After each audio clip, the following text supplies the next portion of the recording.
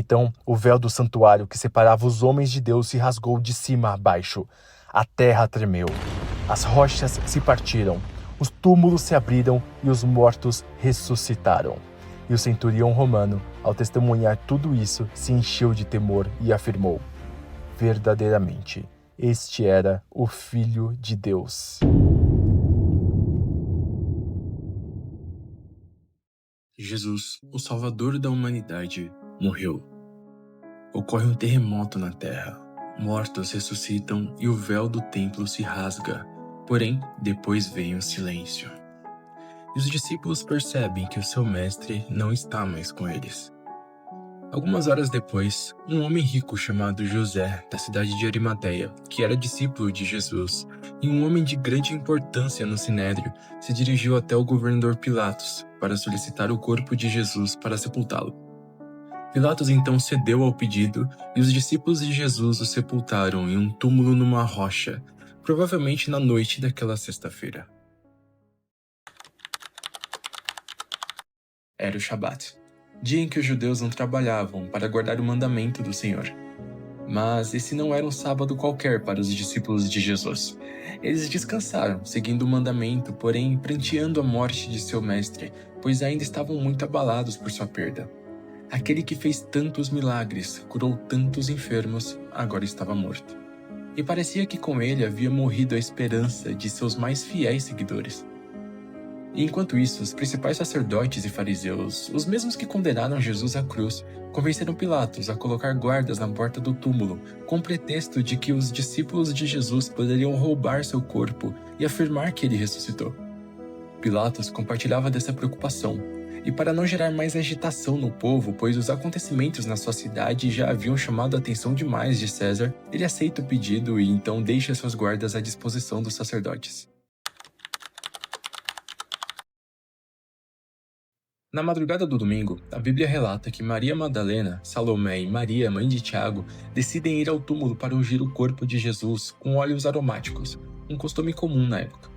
Enquanto elas estão a caminho, um anjo do Senhor desceu à terra e houve grande terremoto. Um ser celestial, enviado com a missão de remover a pedra que selava o túmulo de Jesus e contar as boas novas a essas 3 mulheres. Ao chegarem lá, elas se depararam com este anjo sentado sobre a pedra removida, e ficaram extremamente assustadas, assim como os guardas que ficaram completamente paralisados ao contemplar aquela criatura divina. Mas o anjo, dirigindo-se às mulheres, disse: "Não tenham medo. Sei que vocês procuram Jesus, que foi crucificado. Ele não está aqui. Ressuscitou, como tinha dito. Venham ver onde ele jazia." Após elas se depararem com um túmulo vazio, se deram conta do que havia acontecido. Jesus, o Cristo, não estava mais lá. Ele ressuscitou como havia predito. O anjo ordenou que elas contassem isso aos outros discípulos, e assim fizeram. Os guardas que testemunhavam tudo aquilo, desesperados e ainda assustados com o que viram, foram contar esses fatos aos principais sacerdotes do templo, que, perplexos com a profecia se cumprindo diante deles, subornaram os guardas para que mentissem para Pilatos, dizendo que os discípulos de Jesus haviam roubado seu corpo. Então os guardas aceitam o suborno e mentem para o seu governador. Pedro e João, ao serem informados por Maria sobre a ressurreição de Cristo, foram correndo ao túmulo e testificaram que tudo o que ela havia dito era verdade. Porém, sem verem mais evidências, voltaram para casa. A Bíblia descreve que naquele mesmo dia, 2 discípulos estavam a caminho de uma aldeia chamada Emaús, localizada a aproximadamente 10 quilômetros de Jerusalém. Esses discípulos, sem saberem do ocorrido, ainda lamentavam a perda de seu mestre. Porém, durante esse trajeto, o inesperado acontece. O próprio Jesus apareceu a eles e começou a ensinar sobre as Escrituras, porém eles não o reconheceram.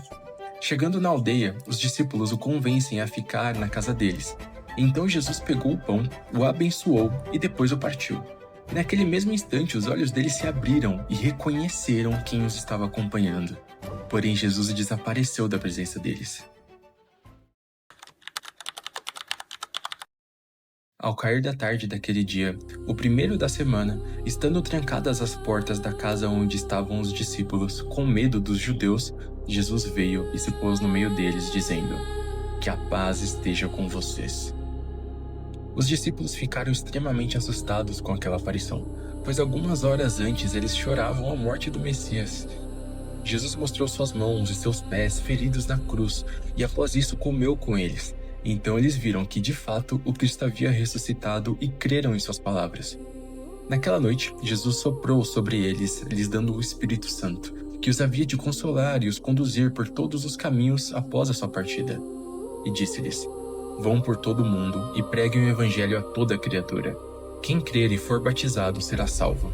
Quem, porém, não crer será condenado. Estes sinais acompanharão aqueles que creem.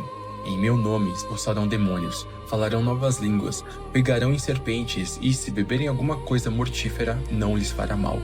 Se impuserem as mãos sobre enfermos, eles ficarão curados. Jesus andou sobre a terra durante 40 dias após sua ressurreição e foi visto por mais de 500 pessoas, orientando seus discípulos, os admoestando e fazendo milagres por toda a parte.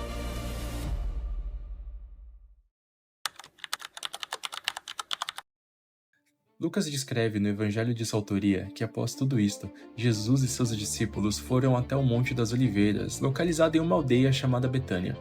E lá, Jesus os abençoa, e é questionado se irá restaurar o reino a Israel e tirá-lo do poder romano.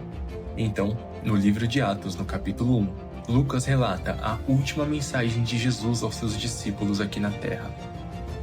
Jesus respondeu: Não cabe a vocês conhecer tempos ou épocas que o Pai fixou pela sua própria autoridade, mas vocês receberão poder ao descer sobre vocês o Espírito Santo, e serão minhas testemunhas tanto em Jerusalém como em toda a Judéia e Samaria e até os confins da terra. Após isso, Jesus foi elevado ao céu sobre uma nuvem, e enquanto eles testemunhavam aquilo, 2 homens vestidos de branco, que no Novo Testamento geralmente uma maneira de descrever os anjos do Senhor, foram para perto deles. Eles disseram: Homens da Galileia, por que vocês estão olhando para as alturas? Esse Jesus que foi levado do meio de vocês para o céu virá do modo como vocês o viram subir. Esse não foi um adeus, e sim um até logo. Jesus partiu, porém deixou o Espírito Santo para que nos consolasse e nos ajudasse a seguir os ensinamentos dele, e com a promessa de que em breve voltaria para julgar a terra e resgatar seu povo. Espero que através desse vídeo você se sinta convidado a buscar a Jesus, seguir os ensinamentos dele em sua vida, por mais difícil que seja. A última mensagem de Jesus para seus discípulos, chamando-os a serem suas testemunhas, não foi somente para os que estavam presentes na ocasião, mas para todos os que querem segui-lo. Pois aqueles que vivem para o mundo vivem pelas coisas passageiras, mas aqueles que vivem por Cristo vivem pela eternidade.